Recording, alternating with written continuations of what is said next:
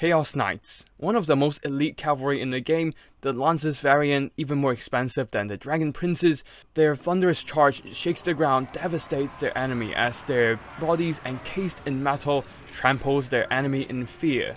Currently, they are a bit overlooked in the meta. However, with the cavalry update on the horizon, it is time to make a build with these guys, and the Knights of the End Times shall ride once more. Hello everyone and welcome to another Total Warhammer 2 online multiplayer army builds video. Today we'll be fielding the Chaos army with a heavy metal build, and that is the Sword of Chaos and double Chaos Knights led by Archaon. Now for the rest of the build, we basically have a bunch of Chaos Marauders here to protect the Hell Cannon in the middle with a core of Chaos Warriors with halberds, but the core of this build are these elite knights with lances, the Chaos Knights with lances, 80 charge bonus, 120 armor, and 42 melee attack. Really impressive stats right there. Supported by the Swords of Chaos with armor piercing, superior melee stats, 54 attack and 61 defense, they can do some heavy lifting against any elite units, even against the Grail Knights of Bretonnia. Now Archaon comes in with Stand or Die, Fireball, Flaming Sword of Ruin, and the Cascading Fire Cloak. We also have 3 Skirmishing Cavalry, Marauder Horsemen here, as the Hell Cannon is way too expensive for Horse Masters.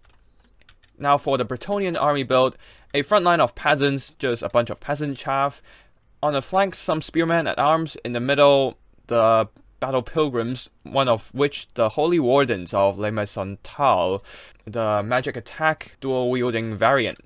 At the back, more missile troops for the Bretonnia, basically the staple. Peasant bowmen, some of them with pox arrows, some of them do not. 2 more spearmen at the back to protect the rear, and that's it for the infantry department. For the cavalry department, we have the elite questing knights, 1 on each flank. In the middle, we have the Grail Knights with their blazing lances, lit up by the lady's magic. In the skies, King Luan Leoncoeur on his beaky mount. Now with both armies ready and waiting, let's witness the clash of cavalry between 2 factions, the Chaos Knights versus Bretonnia, the Knightly Realms. We'll begin with a little bit of fast forward as the Bretonnian forces are pushing forward due to the presence of the Hell Cannons. King Luan Leoncoeur pushed up a little bit too far ahead, trying to dodge some shots from the javelins, while the Hell Cannons raining down fire onto the peasant bowmen, breaking them.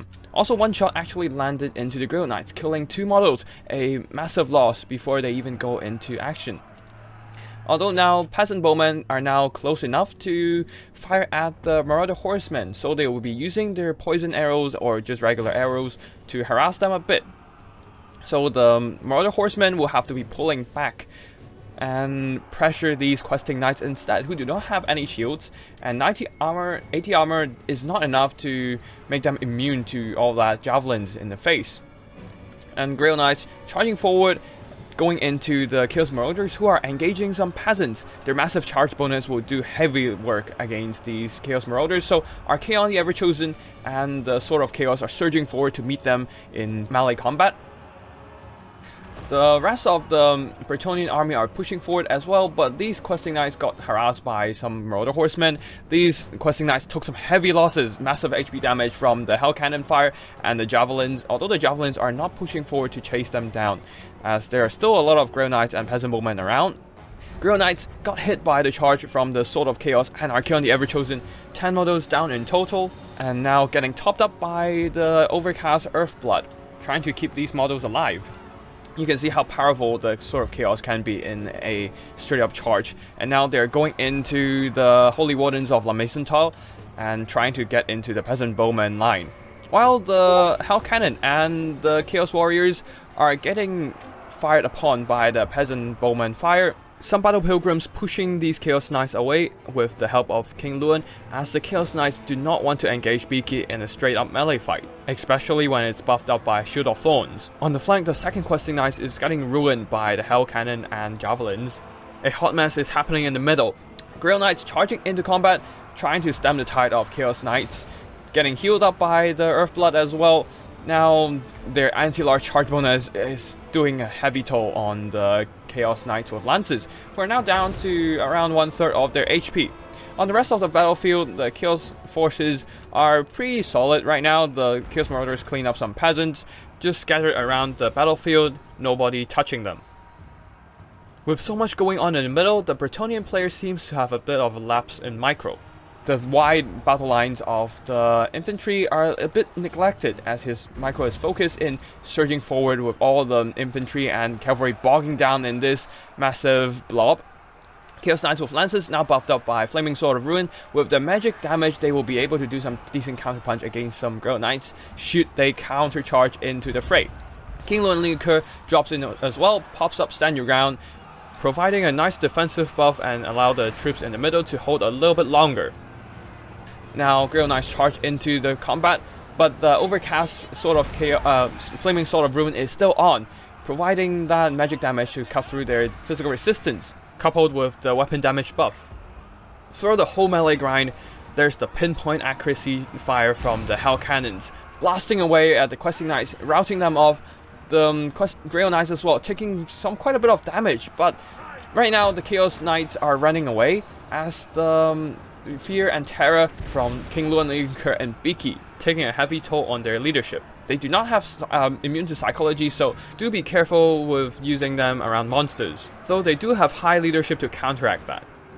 The rest of the peasant mobs are still kind of swarming these Chaos Knights and Chaos Marauders, but now with the support from the Hell Cannon fire and the lack of missile fire from the peasants to threaten the artillery, they are free to fire, just blasting away at the peasants, while the Chaos Knights with lances are charging all over the place, trying to get a good envelope on the Bretonnian troops, pushing the peasants away and securing the back lines of the Chaos. Marauder horsemen are surging forward, trying to clean up these peasant bowmen, just to clean up the missile pressure from the Bretonnian side, while the rest of the Chaos cavalry will be cleaning up the pocket of peasants in the middle. Now these spearmen at arms and peasant mobs are finally moving forward, but will be met in the charge by some Chaos Marauders, and these Marauder horsemen finally getting regrouped over here, while these battle pilgrims actually overchase some Chaos Marauders and maybe Marauder horsemen, so they are gonna have a long march to get back into action. Questing Knights here trying to push away these Marauder horsemen as the peasant bowmen are chipping away the skirmishing cavalry, and right now it's pretty much a regrouping phase as both forces are trying to collect their forces on their own battlefield. Marauder horsemen getting caught by King Luan Linker, getting chipped away by the peasant bow fire. And over here now, finally some more exciting action going in. Chaos Knights charging into peasant bowmen, breaking their formation, and then into the charge of the Grey Knights, who were trying to pin down the Archaon the Everchosen, along with the support of King Luan Linker. But with all the Chaos Knights charging into the Grey Knights, wrecking them in melee combat, and also Guardian from the Sword of Chaos providing physical resistance to Archaon the Everchosen. The Everchosen is standing his ground. To level the playing field, a massive spell is going down the blob. The Flaming Sword of Ruin is active, so Grey Knights, their physical resistance ignored and taking maximum damage. In contrast, Archaon the Everchosen with Cascading Fire Cloak on will be taking much less damage, as he is now up to 84 melee defense, and if he actually have Stand or Die, his melee defense will reach well over 100, providing substantial staying power, though it doesn't really matter now as the peasants are breaking all the cavalry trying to bog down King Luan Linker in combat, but there's a lot of peasant bodies here, and especially with the spearmen at arms just hot on pursuit, they'll have to extract themselves from this engagement and maybe push off these cavalry and archers. Marauder horsemen are still roaming around, these guys not taking any losses at all as they were forgotten in the periphery of the battlefield, while these ones are taking massive losses from the countercharge of the Grey Knights. Routing off right now as their leadership is wavering, especially with King Luan coming in, jumping down with the Terra and whatnot. Their leadership is broken and will be routed off for the time being. At this point, both armies are extremely scattered around the battlefield. Infantry of both sides trying to push forward while the mobility are tangling up each other, trying to get whatever advantage in engagement. The Chaos still have one trick up their sleeves. Tactical Reserve Halberds are slowly marching forward as the Hell Cannon and the crew are expanded in terms of ammo, so they will be pushing up into melee engagement. On the other side of the battlefield, King Luan Linker diving down yet again, But with all these buffs popped, as you can see here, 108 melee defense on Archaon the Ever-Chosen, Cascading Fire Cloak with 24 melee defense, and Stand or Die with another 24. 48 melee defense allows him to survive any onslaught, and King Luan, not trying to tangle himself up into this kind of messy engagement, just nopes the fuck out of there and decides to seek a better engagement, as the Chaos Knights and the Sword of Chaos are a great threat even to a Beaky with Lion's Shield. Now, Battle Pilgrims trying to delay the charge of the Chaos Warriors with halberds here, but Chaos Warriors are way too tanky. 100 armor on the Chaos Warriors and superior melee stats, the Battle Pilgrims so tattered stands no chance. And the Damsel of Life now getting caught by a bunch of Marauder Horsemen in combat, getting charged down by the Knights with Lances as well. Archaon delivering the killing blow, she is routed, although she did put a last healing, the Earthblood if I remember correctly, on King Luan Kerr, so the last bit of value squeezed out from the Damsel basically, pushing Luan to his healing cap. Some healthy Battle Pilgrims are charging into combat against the Chaos Warriors.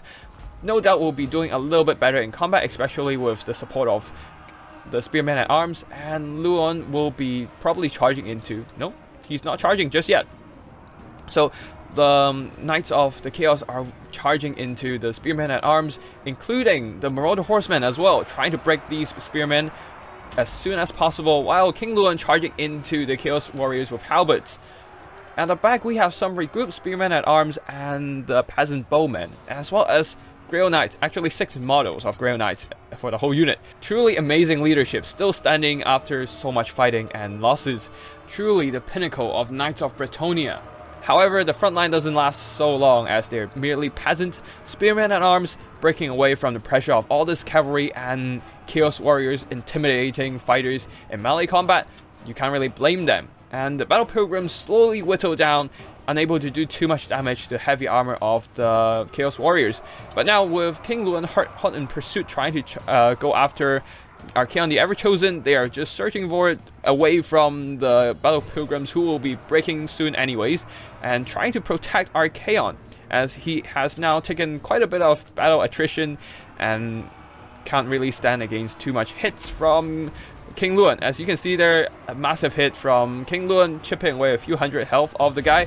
Chaos Knights charging in, trying to hold back King Luan on Beaky, while the Marauder Horsemen are now charging down the tattered Peasant Bowmen and Spearmen at Arms, maximizing the mobility advantage here, while King Luan doesn't dare to engage the Chaos Forces in such a heavy melee blob. All these halberds, Chaos Knights, and Archaon are just too much for him to fight off in melee combat, so he would go in for one last charge as the rest of the Bretonnian army are basically routing, trying to charge down Archaon, but Archaon stands tall, and with the support of the Sword of Chaos, he's surrounded by armor-piercing damage. Just surrounded and chipped away with all these armor-piercing swords, including Archaon himself. Archaon and his elite bodyguards taking the upper hand in this fight, trapping King Luan in a desperate last stand. Another buff has gone down, not sure what is that, probably Stand or Die, and that is the end of the Bretonnian army. The Chaos Rohirrim emerged victorious. Now before the army builds break down, let's have a look at the army performances. The Chaos side, we have the Marauders here, mostly fighting peasants, so not a lot of value here. The Chaos Warriors with halberds, they were like the tactical reserve, didn't see much action until the very end. All things considered, 600 something value, recovering most of their value, pretty decent. Marauder Horsemen here, pretty much forgotten throughout most of the combat. A lot of them just got pushed away by the pursuing Bretonnian army and forgotten at the fringes of the map. In the end, they got brought back to chase down a bunch of archers, combined with the fact that they harassed some questing knights using their javelins to shoot down their unshielded cavalry. It's pretty decent. Now for the Hell Cannons, weirdly, the best anti-heavy cavalry tool that Chaos Warriors have. They have a tracking missile, armor-piercing damage, and they have a decent splash radius as well. So one hit into a cavalry blob can kill like a handful of cavalry models, even including the Grail Knights and the Questing Knights. Getting over 100 kills, 2000 value, 2 chevrons, very impressive. Now for the meat of this build, we have the Chaos Knights. Both of them earning at least a chevron, 136 kills, 1800 value on this one, 1600 value and a chevron on this one. The exceptional combat stat lines on these Chaos Knights with Lances, the high charge bonus, pretty good melee attack, high armor as well, allows them to inflict devastating damage if they get a charge on their enemy and still sustain themselves pretty decently in combat. Now we also have the Sword of Chaos here, 1800 value, earning back their own cost. They are a great unit to accompany Archaon the Everchosen, providing him with Guardian that additional physical resistance. If they surround an enemy, they can hold them in place and do damage with their great stat lines. 50 plus attack and 61 melee defense, so combined with Archaon's defensive buffs, Cascading Fire Cloak, and the Stand or Die area buff, they can reach a whopping 109 melee defense in the best case scenario, providing a solid anchor for your Chaos Knights with Lances to follow up on. Archaon the Everchosen himself earning back his own value, 2400 value. Pretty decent considering he was charged and dropped onto by King Luanlian Kur on Biki the whole game and getting surrounded by a bunch of anti-large and armor-piercing cavalry. As for the Bretonnian army, peasants will be peasant, so not much to talk about. Battle Pilgrims, they didn't manage to do too well here, as most of the units they were fighting were heavily armored. Now, the Peasant Bowmen, they got blasted by the Hell Cannons. As always, artillery fire with the morale debuff is the bane of Peasant Bowmen's existence. Grail Knights did a lot better, 2000 value on my Chaos Knights and whatnot. Their anti-large high charge bonus is devastating to my army. Questing Knights though did a lot worse, as they were the focus of the Marauder Horseman Javelins and the Hell Cannon Bombardment. Along with some charges from the Chaos Knights, they were pretty much wrecked from mid-game. Now that we're done with the army performances, let's have a deeper look into Chaos Knights as an army core. The core of the army composed of Archaon the Everchosen, Sword of Chaos, and 2 Chaos Knights with Lances. Now you don't want to use Chaos Knights with Sword and Board because they have much less offensive stats. They are more of a defensive cavalry. They have better melee defense but with much less charge bonus. You'd also want sufficient skirmishing cavalry, most preferably the Horsemasters, to screen for your heavy cav from the harassment of other skirmish cav, and as a last resort, charge into some missile infantry if you need to shut down those hostile ranged power. The rest of the funds, depending on how much you've got, will be going into the infantry, and mostly you'll only be able to afford Chaos Marauders as the Chaos Knights with Lances are so expensive. Sword of Chaos and Archaon himself cost a hefty toll as well. But that cost is worth it, as they have great potential. As you can see here, Archaon the Everchosen and the Sword of Chaos charging in with their armor-piercing damage, demolishing these Altdorf Gryphites. And with the buff of Stand or Die, the Sword of Chaos is reaching 85 defense, shrugging off the charge from these elite cavalry of the Empire. And that is without the support of the Chaos Knights with Lances, as they were a bit slow, unable to catch up before the Royal Altdorf Gryphites routed. Another way to use this build is just to use the Sword of Chaos and Archaon as a very expensive bait. You send them into combat, lure your opponent's valuable troops, say the Griffins in the air, like Carl in here, or something, say the Bretonnian cavalry, to pile on top of your key units and dump down that Stand or Die and Cascading Fire Cloak defense buff to keep your units standing firm in this kind of combat, preventing any damage from landing them.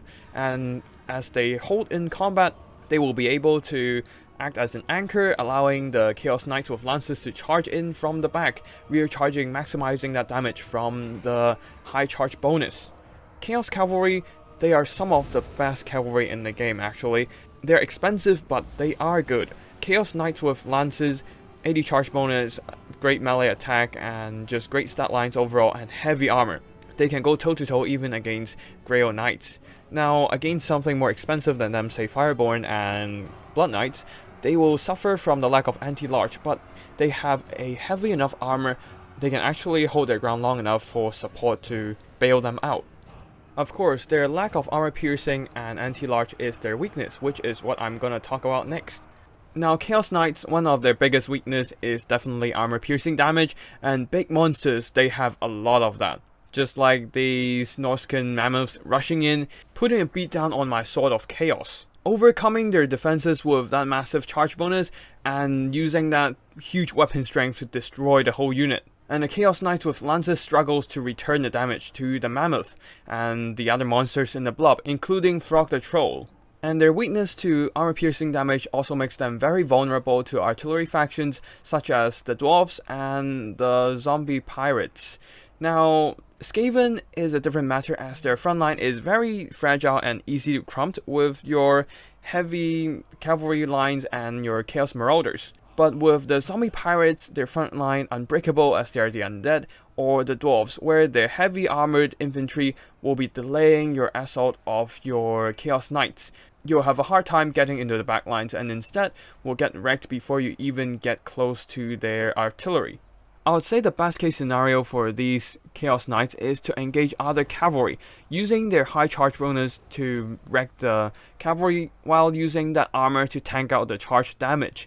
Especially combined with the defensive buffs, they can be surprisingly survivable in melee engagements, and they have enough models in a single unit to have a large area of contact, maximizing that charge damage onto other multi-entity units.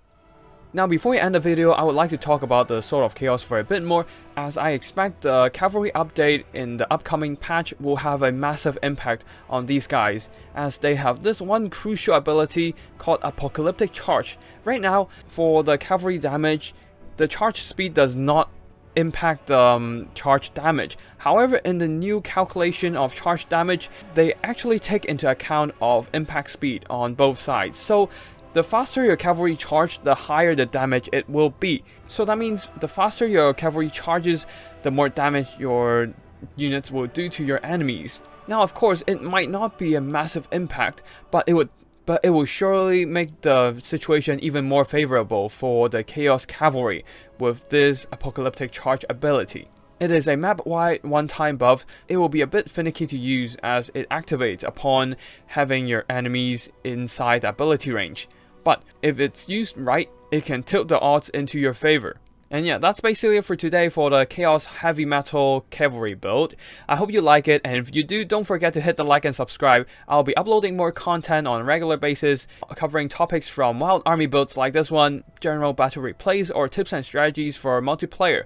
And if you have any battle replays that you want to showcase, feel free to drop a replay file on my Discord or send me an email with the file attached. I'll be sure to check it out. And if you want to see a specific unit showcased on my wild army builds videos, feel free to drop a comment down below and suggest a unit of your liking, and I'll see what I can do with it.